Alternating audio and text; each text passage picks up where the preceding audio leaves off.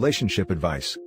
How do I, 27 male, support my brother, 29 male, and his marriage after his fiancée, 27 female, cheated during her bachelorette party? I'll try to keep this as brief as possible, and for anonymity, I will refer to my brother as Jack and his fiancée as Jill. My brother Jack and his fiancée Jill have been together for about 4 years and engaged since early 2019. I really liked them together and felt that Jill was the first, marriage material girlfriend that my brother dated. The wedding was planned for earlier this year but was cancelled indefinitely, after it was discovered that Jill cheated during her bachelorette trip 5 months before the wedding. She had no intention of ever telling him, but he found out when he saw a text from a friend of hers that was on the trip. The text basically said, "I don't know how I can stand up in front of your families and give a toast after what happened." After a few days of trickled truths and arguing, it came out that Jill had sex with someone while drunk. Jack was devastated and called off the wedding immediately. They broke up and about a month later Jack was in a new city with a new job. This seemed like the best possible scenario, since he was away from her and had new things to keep his mind busy. Well, that lasted all of a few weeks and slowly, Jill was getting back into his life. Now, a little over a year after the incident, she has moved in with him in his new city and just last week they became re-engaged. What? I have absolutely no respect for Jill, or any cheater for that matter, and I don't understand how Jack can see past what she did. There is no excuse for cheating, and to do it during a bachelorette party shows you have no respect for your partner or potential marriage. The first time I saw Jill after she cheated, which was at a family holiday only 2 months later, I was a little nasty and got scolded by Jack and my mother. From that point forward I have basically given Jill the gray rock treatment. I don't engage with her, unless she says something first, and when I do talk to her, my answers are short. I assumed that they were doomed to fail, and I would just have to put up with her until Jack finally came to his senses. Now that they are re-engaged, it looks like I am going to have to put up with Jill longer than I expected, and I'm not sure I can keep up the gray rock routine. There's only so many, ahas, left in me before I snap and say, "Hey, remember when you effed that guy?" My question is, how can I be supportive of my brother and his marriage when I have no respect for his partner whatsoever? Now for the top advice. Ask him when's the next bachelorette party. No joke, he's probably thinking that as long as there's no bachelorette party, everything will be cool. This, and constantly ask her after the fact, how her last night of Freedom D was as good this time around when she does have another party. And if you're lucky and you keep up the reminders, she might just cheat again. Tell your brother to get a prenuptial agreement. Tell your brother to grow a backbone. I think, for the most part, you're totally in the right for how you feel about Jill and what she did. At a certain point though, I think you will need to examine where the line is, where your hatred of Jill begins to hurt your brother. You obviously despise her, I probably would too, and the pain she caused to your brother and family. However, life is messy and some couples sometimes reconcile, even after infidelity. If they stay together and their marriage is successful, at some point your hatred will be the thing hurting your brother as much as or more. If the pain fades over time, then Jill's cheating. Focus your energy on being there for your brother, rather than hating her. Gray rock for now, but keep an eye out for your brother's best interests, since he's the one you want to support. If, down the line, he decides he made a mistake getting back together with her, you can be the one to embolden him. However, if he really forgives her, it will be up to you to try to as well. If you're close with your brother, you may also want to talk to him honestly about what's going through his head right now. I'm sure he's confused, but there may also be layers to the story you don't know. Nothing that would justify the cheating, but perhaps something that would justify the forgiveness. Now for the next story. Found out my girlfriend is sleeping with her boss. My girlfriend and I have been together for 10 years. We have 2 kids, though I am not the biological father. I have considered myself dad for the 10 years as the real father is seldom in the picture due to prison/lifestyle. We have had multiple issues over the years, including 2 weeks ago, when I suggested that maybe we should call it quits, to which she stated no desire to give up on a 10-year relationship. She said that she did not want to leave and wanted to continue. So, 2 nights ago, I found out she is sleeping with her boss. She fell asleep with the phone in her hands and a thumb on the keyboard, as if she actually passed out while typing, so when I flipped over because she was snoring, I see a message saying she can't wait until his hands and mouth all over her again. With her hands still holding the phone, I scroll through the messages and see that it has been going on for about 2 months. Lots of I love yous and actual talk of marriage.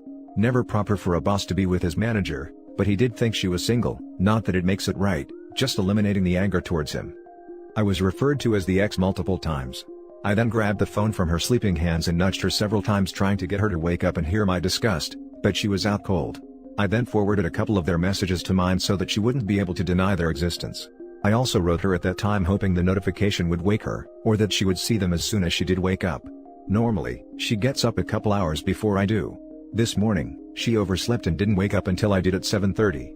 She ran out to her appointment before work, but did not talk to me before leaving. A few minutes later, she got in a serious car wreck, totaling my car and sending her to the hospital. With COVID rules applying, she noted me as her lone visitor and was called notifying me of the accident. I rushed to the hospital, now full of sorrow as well. The sadness went away as I learned she would be okay, though in some pain, few breaks, stitches etc.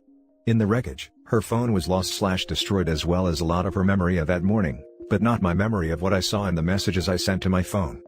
At this point I have no idea if she knows that I know. No matter my anger, I didn't feel like it was the appropriate setting to discuss all of this at the hospital. But it's eating away at me. She is still in the hospital, had surgery today, and will take several weeks to get on her feet again. My quandary is several parts. When do I confront her about the infidelity? Possible that she already knows that I know, but doesn't want to talk about it right now. She is probably going to be released tomorrow. The problem with me is that, I have a very hard time staying mad at anyone and often forgive things I shouldn't. Infidelity being one of them. This is not the first time though I have been 100% faithful through the relationship. Also, why on earth would she want to stay when I gave her an out several weeks ago? I'm just a bit at a loss right now. I don't think I've ever been this ready to be done with things. I love my kids, and think that them leaving will take away a lot of stability in their lives. The house is completely mine, so she would be the one leaving. More than anything, I think I'm just trying to get it all off my chest and get a little clarity before going through what is sure to be a messy breakup. I don't need to be told I'm an idiot for forgiving the prior ex and should have known this would come again. Thanks all. Now for the top advice. Some tough love. Stop being a pushover. Confront her when she's discharged and begin making plans to end the relationship. Yeah, I was thinking that when she's discharged. Make sure to tell his company, so they can deal with this. Thanks. I was considering that, but that takes some of the means to her leaving away. And it's honestly a little more spiteful than I'm capable of. I'm usually a live and let live kind of dude. I suggest you go see a lawyer and get yourself fully protected while she recovers. Once the lawyer gives you the thumbs up, tell her it's time for her to leave. She just wants the home and stability you provide her kids. Tell her she can move in with her boss. I don't know if I need a lawyer. I pay all the bills, mortgage is all me. Make sure, 10 years supporting her and her kids could leave you on the hook. Spend the money and protect yourself. Good idea. I'd be happy to keep the kids, but that wouldn't happen. I'm pretty sure there's no common law in Kentucky. She's not dying. It is perfectly fine for you to tell her right now that you caught her cheating and it is over. As soon as she is healthy enough to be discharged from the hospital, arrangements can be made to boot her out of your house. True. Good point. Now for the last story. My 35 male, ex-wife's 34 female, fiancé, 30s male, want to take my last name as his own when they get married. It rubs me the wrong way, and I'm afraid it may cause an issue if I don't handle it properly. My ex-wife and I met in college, and I was immediately attracted to her free-spirited nature and sense of adventure, because I was very similar at the time. Long story short, we were together for a total of 9 years and married for 7 of those. We ended up having 2 kids during the time, a son, 9 male, and a daughter, 7 female. It's been about 4 years since the divorce was finalized. Honestly, we had a pretty good marriage. However, we both realized as we got older that our visions of how we saw our daily lives wasn't going to mesh. She is just as she always was, attending music festivals, stopping by art shows, or trying some new hobby. I basically became what many might consider the boring one, who kind of just wanted to have nights in cooking or watching movies, doing projects for the house, or reading books with our kids. Neither one of us faults the other for our marriage not working out. As a result, we are on great terms with one another. This has been wonderful for co-parenting. However, there is an issue that has recently popped up, that I just don't know how to feel about. My ex is supposed to get married in March to a guy she has been dating for a few years. I'm happy for her. Her marriage isn't the issue. My issue is with their last names. Weird, I know. Please, let me explain. When we got married, we went the traditional route most do, where she took my last name. This time around, they, my ex and her fiancé, decided that he would like to take her last name, because he doesn't like his for some reason. So, what's the problem? She never went back to her maiden name after the divorce. The guy wants to take my last name as his own. I know that it's kind of silly because anyone can legally change their name to pretty much whatever they want. However, this situation just rubs me the wrong way. I understand that my last name became her last name also from a legal standpoint, But the name is my family surname that she chose to share. It may be worth noting that I did not push for her to take my last name in any way. This guy is not part of my family. Let me be clear, that I actually really like her fiancé. He is a good guy who I have no issue with being around my kids, and who I even just like on a personal level from when we have hung out at activities that revolved around the kids. He will be a great stepdad or even a father, if they have a kid of their own, but that doesn't change the fact, that he isn't part of my family. Additionally, and maybe this sounds petty, but I wouldn't want anyone to assume he is my children's father based on the fact that him and my kids all have the same last name, which is not a common last name. I have talked twice with my ex about this, and each time she has dismissed my feelings regarding it.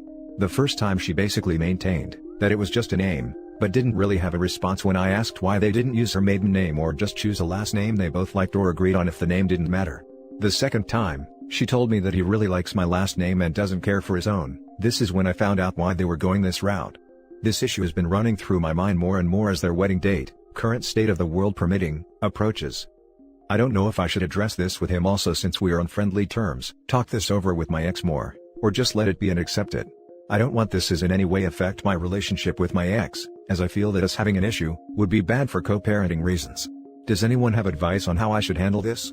Is it even reasonable, even if it isn't entirely logical, for someone in my position to feel the way I do? I'm kind of at a loss as to what to do at the moment. Any input would be appreciated. Edit: it has come up a lot that my ex wants to keep the same last name as the kids. This is not the case. She assumed she would be taking his last name and was fine with that. The fiancé is the one who said he doesn't want her to change her name.